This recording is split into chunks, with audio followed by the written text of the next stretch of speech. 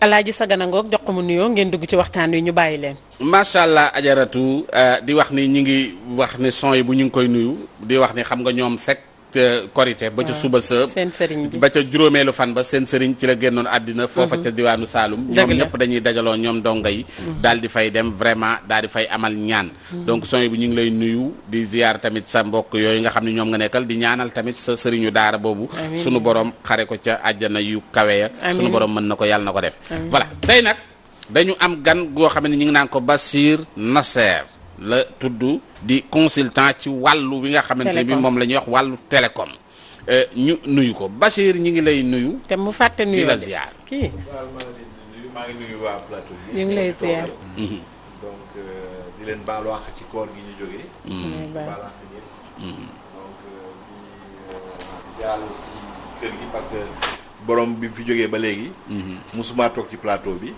ma du jaal du wees ñaanal ko du wees voilà te sama waay la woon donc liggéey nañ maag moom ci télécom nitu télécom la woon temps World Space temps wu Iridium ak temps wu Touraya liggéey nañ ci maag moom bu bëree bari donc maa ngi nuyu doomam ji yore kër gi di nuyu ñëpp jërëjëf voilà Bachir tey dañu la woo parce que jamono ji dafa tëra di ci wàll wi nga xamante ni moom la ñuy wax wàllu internet ba nguur gi daa dee jël ay bëgg a jël ay dogal ci régulariser li nga xamante ni moom la ñuy wax réseaux sociaux yi am na ñoo xamante ni bi jàpp nañ ni loolu munta ne maanaam internet moom kenn mënu ci dara lu xas ba ñëw la bousculer àddina bi même réew yi ñu ëpp doole sax mënuñ ci dara ba état di ci mën dara am na ñoo xam ne noonu la ñuy xalaatee est-ce que ñooñu li ñu xalaat noonu lu dëggu la carrément ci wàllu internet wa ilaa wa internet moom mën nañoo jàpp nit ñi noo xamante ni kenn mënu cee làqatu daal. internet bon pour nga làqatu ci mën na nekk. mën na nekk bu baax parce que su fekkee ni da nga jaar fi yoon bi ñëpp di jaar. mën nañ la tracer xam sa adresse IP bi nga utiliser pour jaar fi nga jaar ba wax li ngay wax. mais problème bi mooy puisque c'est une mondialisation c'est-à-dire que dafa nekk loo xam ni ña ko yore ña yore serveurs yi nekkuñu fii. feneen la nekk ñoom ñoo defar seen ay logiciel seen ay réseau nit ñi dem dugg ci donc man nga cee dugg ñu yaakaar ni yaa ngi Sénégal fekk ne woo Sénégal wala ñu yaakaar ni yaa nga Japon fekk ne ko Japon. loolu la ñuy wax VPN yi. VPN. Virtual Private Network. c'est-à-dire que day permettre nga créer yow sa propre réseau boo xam ni sa réew du ko mën a gis. sa réew du ko gis. du ko gis. c'est-à-dire que adresse ya muy joxe IP ya muy joxe ak yeneen ya muy joxe yu yeneen réew la. te loolu soo duggee ci internet bi da ngay gis ñu koy proposer am na yoo xam ni ay open source la bon naa wàccee tuuti kii bi sax day am na ci yoo xam ni langage c'est trop technique voilà donc na terre à terre tuuti waaw c'est-à-dire que waaw donc c'est-à-dire que ñoom dañuy nekk ci loo xam ni dañ koy ubbi am na yoo xam ne dañuy ubbi ku nekk mën nga ci dugg jël la nga soxla code ba nga soxla soo ko defee dugal ko ci sa téléphone wala sa ordinateur day gëlëmal ñi nga xam ni ñoo lay jeex ci biir parce que ñoom dañuy xool ne ak kii kat Japon la parce que ginnaaw benn réseau la moo tax ñu neen la toile internet benn réseau la c'est-à-dire que ay ordinateurs yu bare lañ boole ñu jaar ci benn machine boo xam ni moom moo leen di gérer donc léegi su fekkee ni yow am nga côte boo xam ni côte Japon la wala côte Israël la wala côte Istanbul Turquie donc duñ la mën a couper. mën ngaa nekk fii ci mbulaxteen fekk yaa nga Japon ca internet ba. voilà parce que internet du Japon ngay utiliser. waaw loolu moo ciy jafe. mais loolu mooy pour nga doon ko il faut nga am nekk borom xam-xam mais pas man ku mel ni man wala comme Ousmane Niapp bu mel ni Omar ci wàllu internet bon ñun ñu mën a. waaw non non il faut que nga am nga kale. waaw il faut nga xam tuuti nag ci affaire internet affaire technologie. pour mën a dem télécharger benn VPN. benn genre code. boo xam ni da lay permettre nga mën a dugg internet te suñ la gisee duñ xam ni yow fii nga nekk. mais ñi ko xamul. loolu dañ koy télécharger. dañ koy télécharger. c'est-à-dire que loolu soo duggee internet foo man dugg am na ñoo xam dañ koy jaay. am na ñoo xam ne dañuy jaay seen VPN yoo xam ne dañ koy sécuriser. defal la ci protection bi nga xam ne li war yépp mais loolu da nga koy fay am na yoo xam ne nag dañ koy pirater. mën nga koo jël mu am une semaine ñu kii ko nga jëlaat beneen. voilà ndax soo xoolee réewu golfe bi. waaw ay Dubaï ay Arabie Saoudite ak yooyu am na ci ay réseaux sociaux yu bari dañ koy interdire. du fa am Chine dañuy interdire WhatsApp. mais pourtant am na ñu nekk ba Chine di def WhatsApp. waaw am na. am na ñu nekk Chine di WhatsApp. di WhatsApp. waaw voilà alors que dañ koy interdire. donc yooyu yëpp nag foofu la ñuy jaaree. ci la ñuy làqatu ci la ñuy làqatu pour mën ko def. mais il faut nga xam ci dara. lu tuuti loo xam ni dina la permettre nga mën a def loolu. maintenant loolu mooy régulation technique. mais régulation politique mën na nekk. régulation politique mooy état yi. ñoom ñooy porter régulation bi auprès de l'UIT bi nga xam ne moo yore lépp luy télécommunication. état yi dañ ciy ànd état yi. dañ ciy ànd mais benn état cundum mën na ci loolu benn mënul yëngal WhatsApp mënul yëngal Facebook mënul yëngal TikTok. ndax ñooñu seeni budget rek ëpp na budget Afrique. donc mënoo leen yëngal soo fekkee. kon tey jii Macky Sall bu ko neexoon tey mën na taxaw ne bon interdit na TikTok parce que ñi ngi fay wax lu ñaaw wala Facebook nañ ko dakkal wala kii yooyu loolu est-ce que am na doole googu mën na ne est-ce que loolu mën na ne parce que man damay gis booy yi nee nañ jamono ji nga xam ne ñi ngi yeexal WhatsApp. am na loo xam ne moom lañ doon télécharger. de telle sorte que ñoom mënuñu ci ñoom dara. wala par exemple ñu envoyé la benn lien ne la kiiwu Sénégal bi ñu ngi koy bëggaloon mais boo ko kiiwee yaa ngay connecté wu xaw ma ca ban dëkk. doon nañ ko partager quoi affaire yu mel noonu. man na ko volonté politique président. volonté politique da koy jaarale fi mu ko war a jaarale. au niveau législatif ñu créer loi boo xam ni day réguler wala mu tere. surtout que ñoom ñi ngi ak ARTP. voilà yooyu yëpp mën nañu ko jaarale foofu. ñoom pour def loolu peut-être mënuñu xëy ne WhatsApp bu mu amati. wala TikTok wala kii bu mu amati. mais le fait que ñu war ko yéexal loolu mën nañu ko am benn mën nañu yokk njëgu connexion bi Sénégal. waaw yooyu yëpp mën na ne. est-ce que tamit possibilité yooyu tey jii tamit est-ce que nekkul yu état yi mën a utiliser tamit pour contourner mbir mi ba mbir mi gën a jafe ci askan maanaam li daan yomb ci yow rapidement maanaam boo télécharger rek envoyé mu dem. yéex boobu muy yéex te boo xoolee fii ñun li ñu yor xaalis suñu poste bariwul am na ni affaire bi di diisee ñu bari dañ ciy mën a génn. waaw mais nag da ngay bañ a fàtte aussi benn mbir. mooy dafa am volonté politique boo xam ni mën na nekk ak seen régulateur bi ñu am wax ne lii la ñu bëgg mais da ngay xool aussi l'impact économique. ndax soo xoolee actuellement opérateur téléphone yi fi nekk li ñuy am ci internet bi moo tax ñu mën a am yenn yi. ñoom tax ñu mën a investir développer aussi ñu bañ a tardé ci li ñuy wax fracture numérique. dividende numérique yooyu yëpp aussi c'est des programmes c'est des projets état yoo xam ni il faut que mu suivre aussi évolution technologie bi li koy contraindre dafa bari. dafa bari li koy contraindre dafa bari donc maintenant il faut que mu arbitrer xool ndax li muy yàq ak li mi ngi mel ni rek bi ñu nekkee ci bala ñu ngi ci ba léegi sax corona bi problème sanitaire problème économique lii aussi dafa am problème économique parce que dafa am ay multinationales yoo xam ni ci la ñuy dund. ci loolu la ñuy dund. d'accord am ngeen seen sponsor boo xam ni maa ngi koy gis ci kii bi ci lay dund. waaw ay nit a nga fay liggéey. waaw donc loolu aussi te dafa am li ñuy wax problème de liberté individuelle. réewu arabe yi la ñu man ak chinois yi ba koy teree. am nañ feneen foo xam ni seeni opérateur téléphonique ñu ngi fay am. alors que ñun quand même soo xoolee fi ñu toll nii yaakaar naa opérateurs yi suñu la waxoon li ñuy gagné ci jaayum crédit. pass internet. bari na bariwaay boo xam ni moo tax nërmeelu wuñu. waaw mais parce que voix bi dafa amatuñ fa dara. d'accord donc internet bi lañ gën a am xaalis actuellement. léegi man Bachir comme pour bañ a génn ci cadre victime di net parce que xam naa ne balaa sommet bi li defe ne ba génn nañ ci victime léegi. dafa am benn waay yoo xam ni benn booy boo xam ni vraiment ñi ngi koy partager ci réseaux sociaux yi. muy booy bi nekk ci théâtre boobu. Duudu nga xamante ni bi jamono ji ñu toll ni boo ubbee réseaux sociaux yi rek moom ngay gis. ñu nekk ki nga xam ni mi ngi ko def ma nga nekk foofu ci États-Unis mais est-ce que yooyu. Sénégal mënut a am système boo xamante ni bii nit ki même fu mu mën a ne def loo xamante ni bii jaaduwul partager yëfi jàmm ay cëri jàmbur nga partager ko ci internet bi mu mën a am loo xamante ni bii lu mel noonu dina fi jóge parce que dal na fi bon nombre de sénégalais yoo xamante bi lu mel noonu dar na leen. ban kii moo ci mën a am ci yu mel noonu ci internet bi. mais ça WhatsApp. waaw ci ban législation lay dox. WhatsApp waaw damaa xam man kañ. américain waaw. législation américaine lay dox xam nga. waaw. soo demee bay télécharger WhatsApp. am na lu am importance loo xam ni. dañ lay wax nga lire ko te doo ko lire. gars yi duñ ko lire. conditions yi. waaw duñu jël temps wu lire ko dañuy voilà valider donc rek. seen loi la dépendre. waaw te ñoom. waaw waxuma ni que tubaab bi dañuy génne seen yëpp de. waaw. mais ñoom ñun li nga xam ni dañ ko def problème tabou. problème culturel la chez nous. waaw. dañ koy bañ. waaw. ñoom bañuñu ko. donc ñoom soo demoon fii di leen wax naan dafa am ku génnee ay cëram wala leneen def na benn toole dans le pays. pour ñoom ay faits divers la.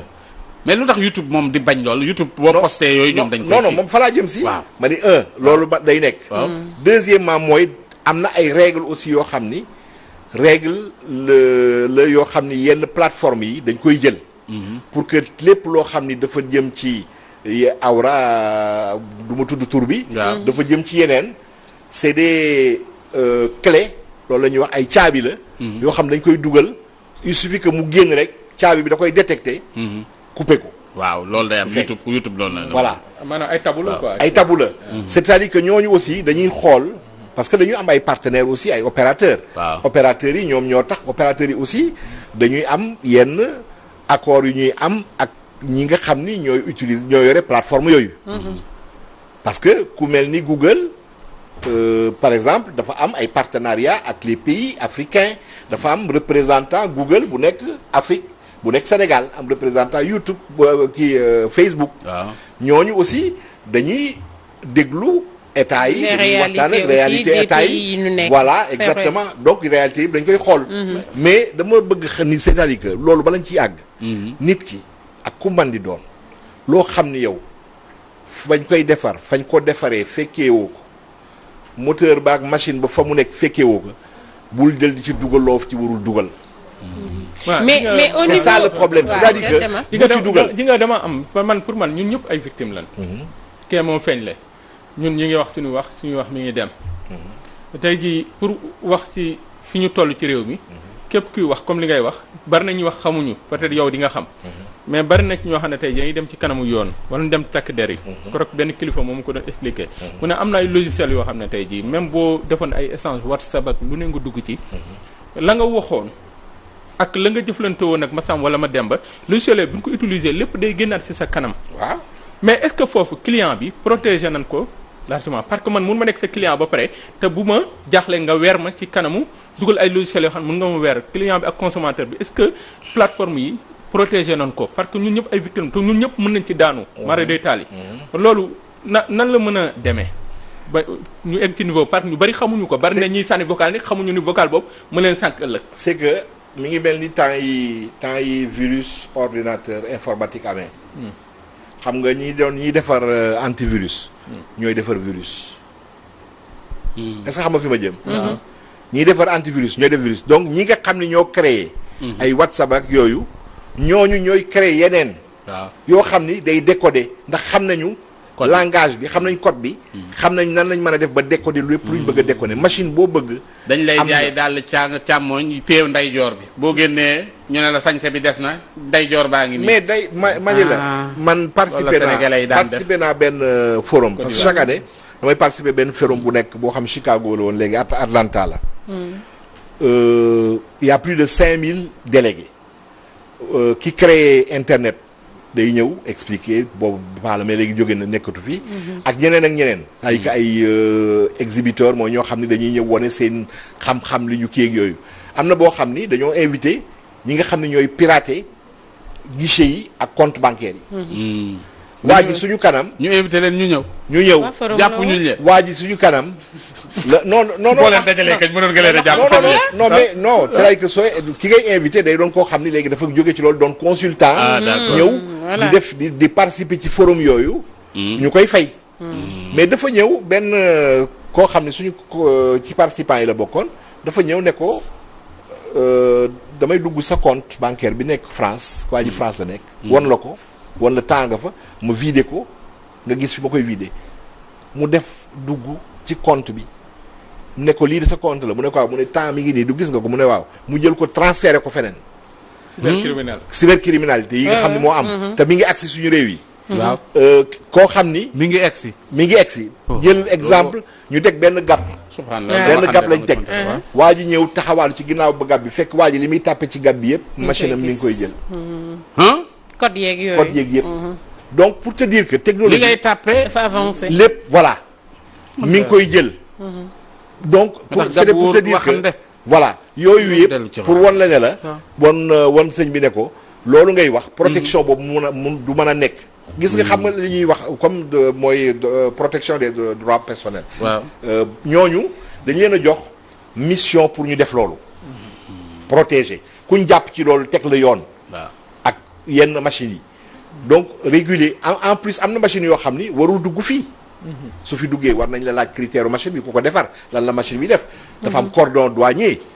am na yoo xam ni da ngay gis fii lu appareil bu nekk fii dugg ñoom dañuy xool rek appareil bi ñaata lay jar temps lii ngay fay. il cherche même pas à comprendre. ban appareil la te fekk appareil boobu su duggee mi ngi def loo xam ni musiba la.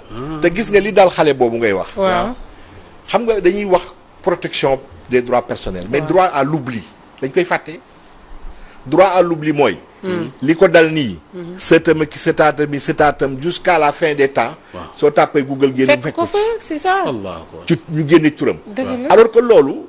pourtant société mondiale bi nga xam ne ñooy gérer affaire u télécom yeeg dañu demander. que ñu créer le droit à l'oubli.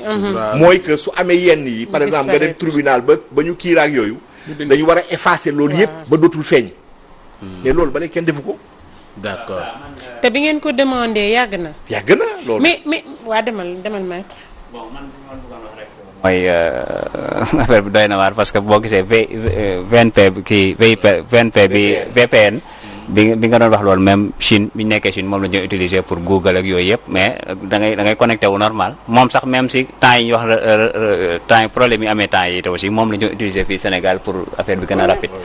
voilà moo tax mais bu fi gis yëpp nga wax ko est-ce que gënut kon comme mënaguñu egg foofu te ñoom seen doole dafa dépassé pays yi est-ce que gënut kon état bi gën a regrouper jeunes yi ak même mag ñi sax comme ça gën leen a yar si nan lañ war a utiliser kii internet surtout ak aussi comme ni nga wax si léegi si matériel yeeg yooyu fexe ba ñu matériel yi ñu koy xam yan lañ war a jënd yan lañ war a jëndal seen i doom yan lañ war parce que bu nekk ñu wax lan moo ci nekk pour ëllëg li ñu si war a mën a egg. exactement c'est donc lan mooy problème fan lañ mën a commencer trouver solution.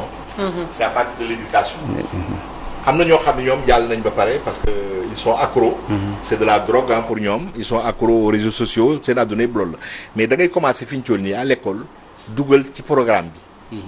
yenn enseignement yi pour que ñu xam ce qui est valeur institution civique ak yooyu loolu dañ ko bàyyi mais su fi nekkoon ba léegi yu bari dina wàññeeku. deuxièmement mooy yenn débat yi yenn kii yooyu daf ci manqué.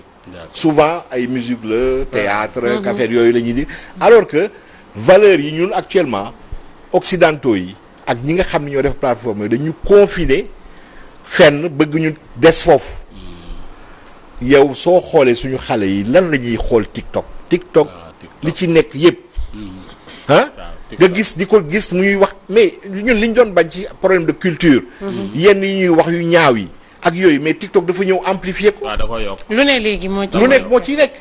maintenant qu'est-ce qui nous empêche on a des jeunes yoo xam ni c'est des ingénieurs. ay diplômés yoo xam ne dañu xarañ. mais am na ay initiative ay incubateurs yoo xam ne dañu leen di jël kii leen ñuy defar ay applications yoo xam ne yu baax la. mais ñu développer application yooyu pour que sénégalais ak africains yi. maanaam des applications entre ñoom. man defe naa am na benn Cameroun bu ma seetaanoon mu créé WhatsApp kiiwu africain waaw kiiwu WhatsApp boo xamante ni c'est africain mais puissance yi waaw te mais boo gisee bi fi jamono ji fi WhatsApp bëggee changer lañ ko gars yi doon partagé nga gis ni ñu ne bon benn africain moo ko defar il faut que tamit nga kii day def li WhatsApp di def mais exactement waaw mais soo xoolee 3 puissances yu mag yi ñoo yore ay réseaux sociaux yi actuellement waaw soo xoolee WhatsApp Facebook YouTube boole yooyu yëpp américains yi la soo xoolee Telegram. waaw parce que Russie dañuy duñu bàyyi. signal ak Russie la waaw léegi Telegram soo duggee ci biir. piratage yëpp ci la nekk. film boo bëgg a seetaan. da nga koy seetaan musique boo bëgg a seetaan. Telegram moom pirate baa nga fa. moom film yëpp a nga fa. yëpp a nga fa. mais est-ce que nekkul soo xoolee TikTok chinois yi la. mais est-ce que nekkul moom lañ gën a protéger. parce que bari na ñuy def communication rawatina kilifa jamono yi. moom lañ jël. parce que ñi bañ ñi leen dégloo ñi leen di yëddu. voilà léegi ci Russie la ñuy jaar. voilà Russie daa ko déglu ñëpp Russie mais nag mais dina yàgg foo xam ni xam nga loolu yëpp histoire la. soo xoolee commencement bi fan la commencé réseaux sociaux yi ay Viber. ay Limo. yooyu ñëpp disparaître nañ. waaw ndeysaan yooyu yëpp jóge nañ ci. ay Skype ñu koy utiliser léegi sax ci ay professionnels pour liggéey mais ñooñu ñoo commencé woon. di ko def ñu naan vidéo ak yooyu. audio appel vidéo. mais problème bi mooy. ñun ñoo war a mën a xool pourquoi on doit être toujours consommateur. pourquoi on peut pas sur la chaîne de valeur. chaîne de valeur mooy.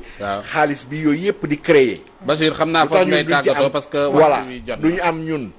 loo xam ni dañ ko ciy jël ñu moom ko. mais ñun dañuy jël rek ñëw di ci yokk. ñeneen di ko jël. dolli. waaw dolli. c'est pas normal. c'est pas normal. ma jeexalee ci WhatsApp. waaw WhatsApp. parce que ñu bari ñu ngi koy wax fi ñu toll nii. c'est-à-dire que maa ngi ko doon wax tout à l'heure soo nekkee ak kenn ci même wifi. ngeen connecté wu. su téléchargé WhatsApp web.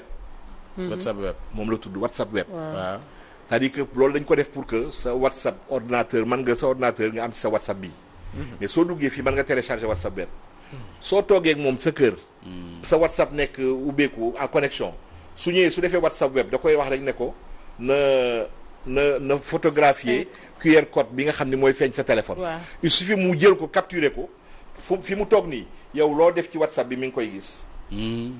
waaye jigéen indi nga musiba jigéen ñaa ngi koy dégg. mais QR code bi pour nga photographier loolu mooy problème. non moo tax ma ni. loolu si c'est que ni yow dafa toog ak yow. yow nga wóolu ko sa xarit la. nga teg sa téléphone génn dem. man na rapidement day ñëw nii rek jël ko. c'est vrai mën na ko jël sa à distance parce que QR code jël ko dafa yomb. soo defee nii su ko jëlee rek. aussitôt moom danaan beneen téléphone la boo xam ni maa ko moom dama bëgg xoolee fa samay WhatsApp. et su ko defee. lépp lay gis non lépp mi ngi ci. subhanallah laay la sa WhatsApp directement moo ñëw ci moom. Bachir waa kañ. donc li ñu ma doon a wax yëpp. dafa bari sax dafa bari parce que am na yeneen yu ñu foog nga ñëwaat yu gën a kii voilà. il faut ñu def le constat. parce que foog ñu xool nan la état mën a sécuriser ñi nga xamante ni ñoo di nit ñi. parce que aussi lu nekk ngay gis da ngay joxe sa def sa vidéo def sa photo def sa fekk ko ci beneen portable wala nga fekk ko ci internet bi. donc yooyu yëpp pour sécuriser les consommateurs. waaw yooyu yëpp yaakaar naa beneen yoon dinañ ci mën a ñëwaat aussi ci contribution au Sénégal sur le développement des télécoms et internet. ñu bari dañuy fàtte ni am wala xamuñu ko. que Sénégal dafa lënkaloo woon ak NASA. ci télécom. ak placement satellite yi. Sénégal ñu bari xamuñ ne. américains yi dañ fi amoon piste d'atterrissage boo xam ne navette bi su daa décoller di yóbbu satellite yi Sénégal rek la mënoon wàcc piste baa ngi woon fii aéroport donc yooyu yëpp histoire yooyu yëpp su beneen yoon dinañ ci mën a ñëw d'accord Bachir yow kay xam naa ne de temps en temps di nga di ñëw parce que nit ñi dañuy soxla pour ñu yee leen ci mbirum internet rek su ngeen ko kiiyee après beneen yoon ñu dugg ci beneen thème d'accord ci dans le domaine inchallah d'accord merci beaucoup leen nga yaa ngoog béti mu nekkoon Bachir ñu ngi koy sant di ko waaw ñu ngi koy sant di ko gërëm mu doon victime du net tey nag Bachir Nasser lañ fi amoon muy consultant en télécom ñu koy remercier bu baax ci disponibilité bi dañuy daal di dem régie jël tampon du maître Othie